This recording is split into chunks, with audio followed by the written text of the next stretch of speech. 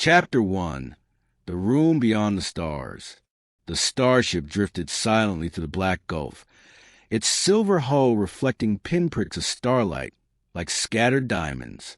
Inside, the corridors thrummed with a low, steady pulse of its engines, an artificial heartbeat keeping thousands alive in the void.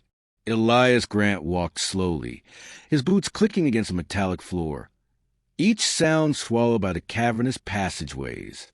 The air was cooler than he was used to, tinged with the faint ozone scent of recycled atmosphere mixed with something sharper, something floral, alien. Hollow strips ran along the ceiling, glowing in hues of violet and teal, casting strange shadows across the sleek walls that seemed to shift as if alive. He tugged at the collar of his uniform. Diplomat, they called him now, though he still carried the posture of a soldier. This wasn't his world or even his species' domain. He was a guest aboard the Ilari Dominion's flagship, a ship larger than most human cities. Every corridor made him feel both insignificant and watched. He reached the guest quarters assigned to him, a door marked with curling alien script he couldn't read. The panel beside it glowed softly. He pressed it, and the door slid open with a hiss. The room was dim, lit only by a faint lavender glow that bled from panels set into the walls. At first glance it seemed empty. Then he froze. On the far side of the chamber lay a figure, stretched upon a bed of woven silver-threaded fabric. She was unmistakably alien, yet human enough that his mind struggled between recognition and awe. Her skin shimmered faintly under the light, a shade between moonlight and pearl. Her long hair spread out across the pillow like liquid obsidian. She was naked, utterly unadorned, her body positioned with deliberate grace, as though arranged for ceremony. And she was asleep, or at least her breathing was deep and steady, the rise and fall of her chest unbroken by awareness. Elias's throat went dry. He stumbled back a step, heart thundering in his chest. What the hell? His whisper seemed too loud in the silence. He should leave, immediately. Clearly, this wasn't his room. But something in the scene held him frozen. It wasn't just her appearance, though her beauty was undeniable. It was a feeling that clung to the air, solemn, sacred, like stepping uninvited into a cathedral. A phantom shifted, and for a heartbeat he thought she stirred. The room smelled faintly of spice and metal, an alien perfume that tugged at his senses. His hand brushed the doorframe, steadying himself. Then he turned sharply and stumbled out into the corridor, his pulse racing. The door sealed behind him with a whisper. For a long moment he stood there, the violet glow of the corridor painting his face. He drew in a breath, forcing the air into his lungs. It had been an accident. He knew that. Just a wrong door on a ship filled with corridors that all looked the same. And yet, the image of her lingered. Not just her form, but the strange impression that she had been waiting. And for the first time since boarding the alien vessel, Elias Grant felt the certainty that humanity had stepped into something far larger than treaties or diplomacy. Something personal. Something dangerous. Chapter 2. The Woman of Another World. The Ilari Council Chamber was a cathedral of glass and steel suspended at the heart of the flagship. Vast windows arched overhead, revealing the scatter of alien constellations and the glow of a gas giant's rings beyond. Shafts of pale blue light shimmered down from hidden sources, painting the assembled figures in ghostly hues. Elias stood at the center, uncomfortably aware of how small he seemed. The Ilari were tall, their frames wiry and elegant, their skin ranging from pearl white to dusky silver. Their eyes were multifaceted, catching light like cut gems, and when they turned them on him, he felt the weight of an entire civilization pressing down. On a dais above sat the High Chancellor, robed in flowing fabric that shimmered like liquid crystal. His voice carried a strange resonance, each word rippling through the chamber like a struck bell. You trespass where no human had the right to enter. the Chancellor declared. You cross the threshold of the Valon Rite. Do you understand what you have done, Elias Grant of Earth? Elias swallowed hard. He could still feel the image of her burned into his mind. The sleeping woman, her stillness both vulnerable and commanding. His palms were damp, but he forced his voice steady. It was a mistake, he said. A wrong door. I had no intention of intruding on anything sacred. A low ripple moved through the chamber, half a hiss, half a hum, as the council reacted. Then the sound shifted. Elias turned, and there she was. The woman from a room stepped forward, clad now in a garment of interwoven black and silver threads that clung to her frame like molten metal. Her hair flowed behind her in loose waves, her eyes like twin shards of midnight glass. She was as arresting awake as she had been in slumber. This is Salith of the Valon line, the Chancellor intoned.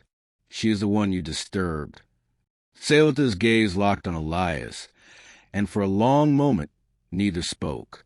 He felt as though she were peeling him apart, searching beneath his skin for the truth of him. Finally, she spoke, her voice low and melodic, yet edged with steel. You are human. The words were not a question. You entered unbidden. And yet her head tilted slightly, her expression unreadable. The right did not reject you. Elias frowned. The right? A ripple of voices spread again, and the Chancellor raised a hand for silence. The Valon Rite, he explained, is a tradition older than your species' first machines. One prepares oneself for the destined one, chosen not by desire, but by lineage and resonance. To disturb that sleep is to claim it. Elias's blood ran cold. Claim it? Salith stepped closer, her movements fluid, predatory in their grace.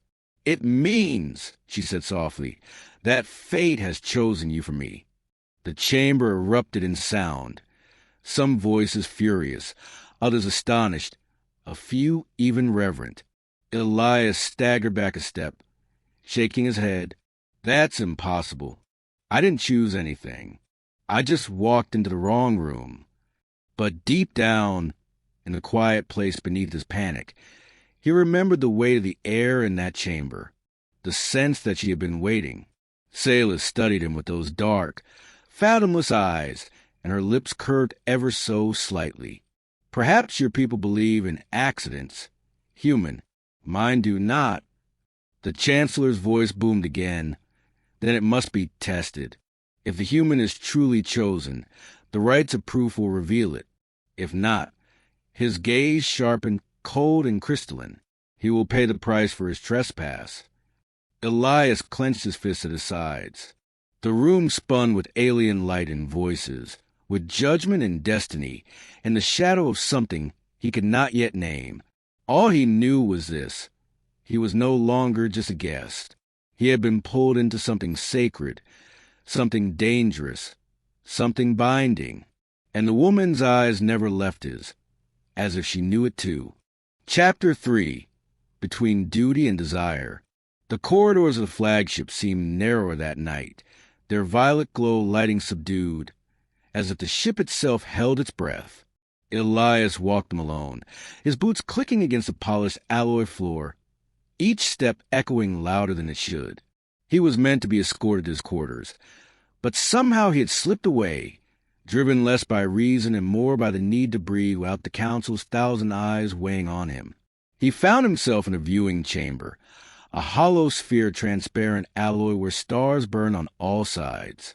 Nebulae sprawled like brushstrokes across a cosmic canvas, their colors muted through the ship's filters. The silence here was deep, broken only by the hum of distant engines. Elias pressed his palm against the cool surface of a window, staring out. Do you always flee when your cage door is left open? The voice was soft, carrying a melody that didn't belong to human tongues. Elias turned sharply. Salith stood at the threshold, her blackened silver garment trailing like liquid shadow. The light of distant suns caught her skin, giving it the sheen of starlight. She had followed him. No, sought him. I wasn't fleeing, Elias muttered, though his throat was dry. Just thinking. Her gaze was steady, unblinking. Humans think by running, by pacing, by moving. She tilted her head, studying him as if he were an anomaly in a lab. Ilari meditate by stillness. We become silence. You become noise. He gave a faint, humorless laugh. That's about right. She stepped closer, and the chamber seemed smaller for it. Elias felt the air shift, carrying her scent, faintly metallic but undercut with spice, sharp enough to tangle in his senses. You say it was accident, Selah said, voice lower now, almost intimate. Yet you saw me. You saw what was meant only for the destined one. That cannot be undone. Her words struck deeper than accusation. Elias clenched his jaw, searching for footing in a conversation that felt like walking a blade. Look, I didn't mean disrespect. Where I come from, fate isn't something that picks your partner while you're asleep. We choose.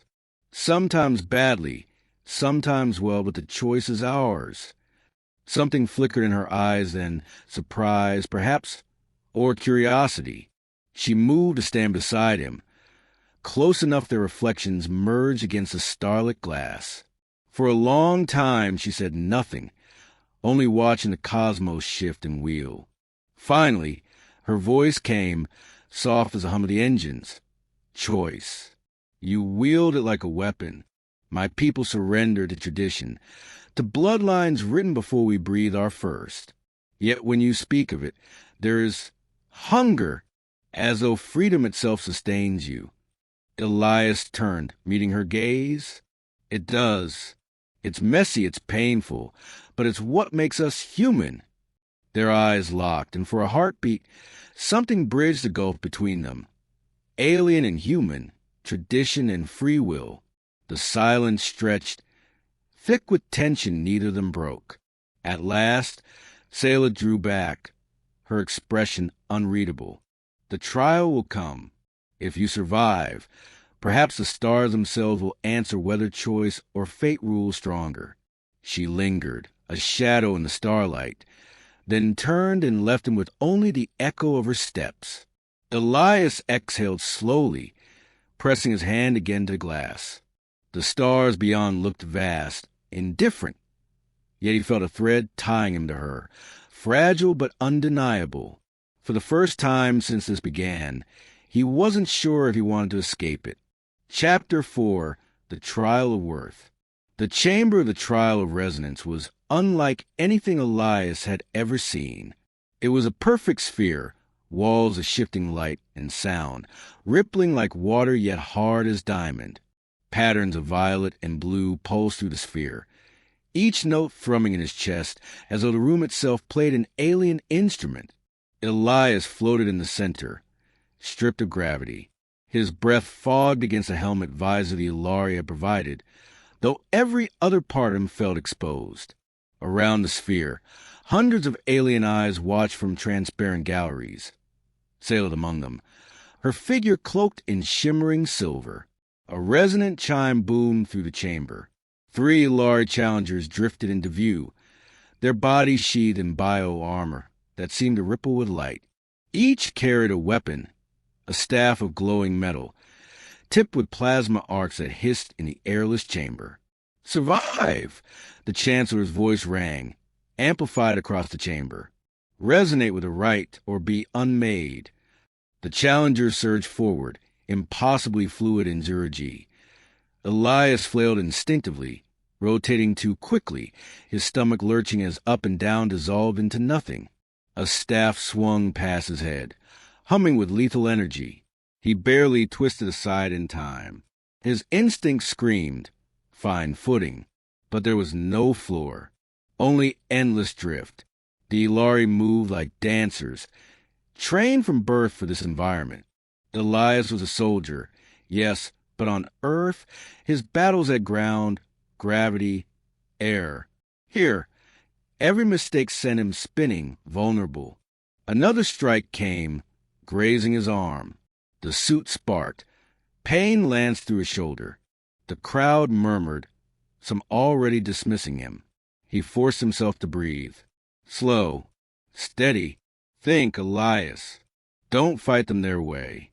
He watched the way their armor gleamed when light patterns shifted, saw how they aligned their motions with the pulses in the chamber's walls. They moved with the right. Humans didn't adapt by perfection. They adapted by improvisation. When the next strike came, Elias grabbed the staff instead of dodging, using the force of the alien swing to propel himself into another opponent. They collided, twisting awkwardly. The crowd gasped. A second staff slipped free, spinning into his grasp. He tightened his jaw. Messy, ugly, but it works. Now it was different. He fought not with elegance, but with stubbornness. Every time they thought him finished, he found another angle, another scrap of leverage. He used walls to rebound, armor to absorb blows, even his own pain as fuel. Minutes stretched into eternity. His muscles burned, lungs ached, yet he would not yield. Finally, with a guttural shout, he hooked one opponent's staff under another's leg and wrenched. Both spun helplessly, tangled. The third came at him, but Elias rammed forward with raw momentum, slamming the borrowed staff against the alien's chest. The chamber went still. 3 Ilari floated incapacitated, and Elias, panting, bruised, blood seeping into his sleeve, remained. The hum of the sphere shifted, resonating with a low, thrumming note that vibrated through the air. To the Ilari, it was unmistakable. The right had accepted him. A silence fell across the gallery, broken only when Salith rose. Her dark eyes gleamed, unreadable yet filled with something fierce. "The human survives," she said, her voice carrying across the chamber. "The right acknowledges him." Elias sagged in the weightlessness, every muscle trembling. He didn't feel like a victor. He felt like a man who had refused to stop moving when the universe tried to grind him down.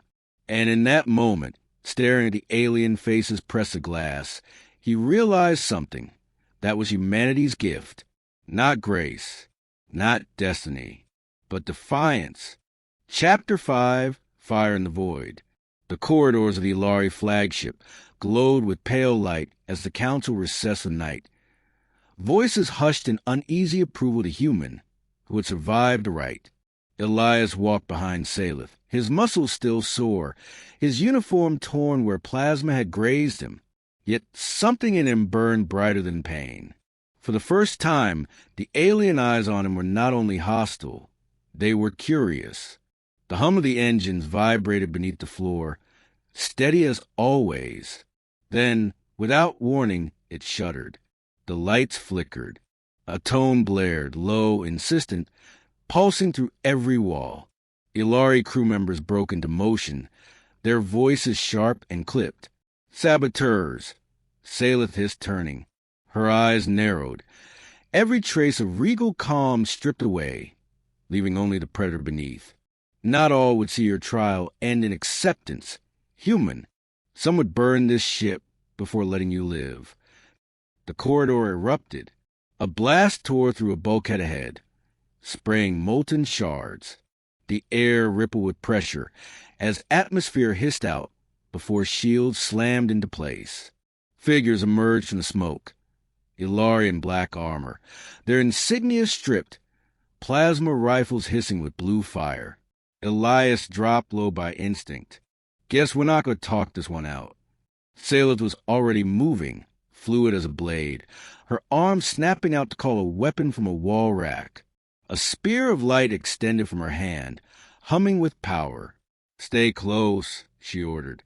"Not really my specialty," Elias muttered, grabbing the nearest thing he could, an alien tool that fit awkwardly in his grip, glowing edges sparking. It would have to do. The first volley seared past. Salith twisted through it, deflecting beams with the hum of her weapon. Elias ducked behind her, then shoved forward, smashing his improvised blade into an attacker's weapon arm. Sparks burst. The alien reeled, and Elias drove a boot into their chest. Zero-G training from his old soldier days came back unbidden. Use momentum, don't fight it. Another came at him. He swung wide, missed, then pulled instead, using his opponent's lunge to drag them forward, straight into Salatha's waiting strike. The corridor filled with smoke, alarms, and the sharp tang of burning metal.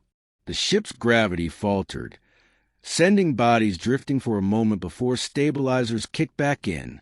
Elias slammed against the wall, teeth rattling. Humans fight like chaos itself, Sailor said between blows, almost admiring. You do not weave with rhythm. You tear the song apart. Thanks, Elias grunted, ducking under a plasma beam. We call that improvising. He hurled the sparking tool like a club, knocking a saboteur off balance. You should try it sometime. The last of the attackers fell, drifting weightless before gravity pulled their bodies back down. The corridor was littered with scorch marks and smoke. Elias leaned against the wall, chest heaving, sweat streaking his brow. Selah stood poised, her spear fading into nothing, her breath steady. Yet when she looked at him, there was fire in her gaze, not scorn, but something sharper, more alive. You should not have survived, she said softly. Not the right, not this. And yet you do. You fight not as one chosen, but as one who chooses. Elias met her eyes, still catching his breath. That's humanity's trick, Saleth. We don't wait for fate. We make it. For a long moment, neither moved. Smoke drifted between them, the glow of emergency lights painting their faces in scarlet and violet. In that silence, forged by fire and chaos, something shifted. Not fate, not accident, but choice. Chapter 6. Prepared for us. The flagship drifted in silence, its wound sealed but still scarred by the attack. Outside, the gas giant's pale rings shimmer like frozen fire, casting faint light across the alien vessel. Inside, corridors hummed again with their steady pulse, though the air carried a tension born of survival and change. Elias walked slowly, his body still aching from the trial and the battle, but his thoughts heavier than the bruises. He had been marked as trespasser, tested as a challenger, hunted as an enemy.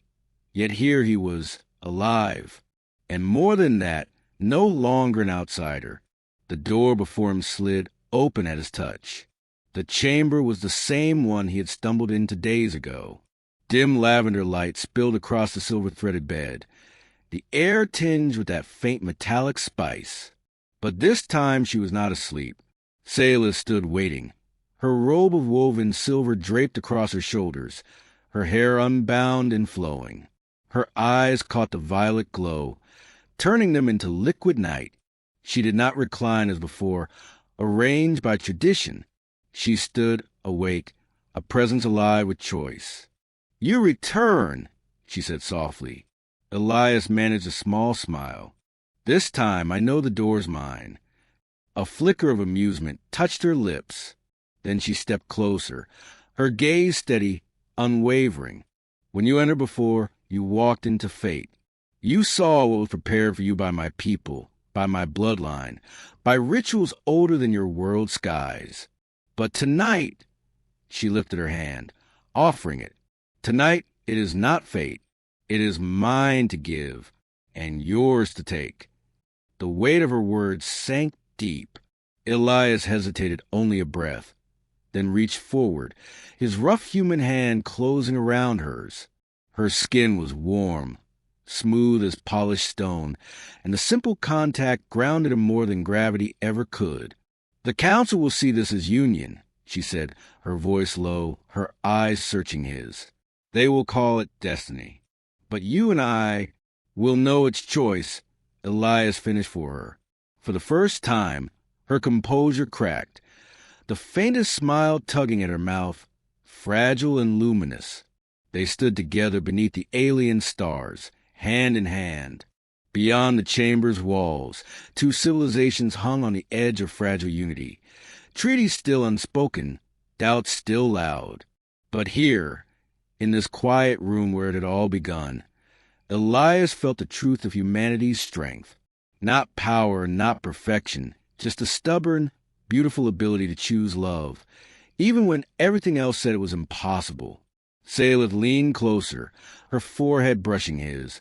Her whisper of vow only he would hear. You were not prepared for me, Elias Grant, but I am prepared for us.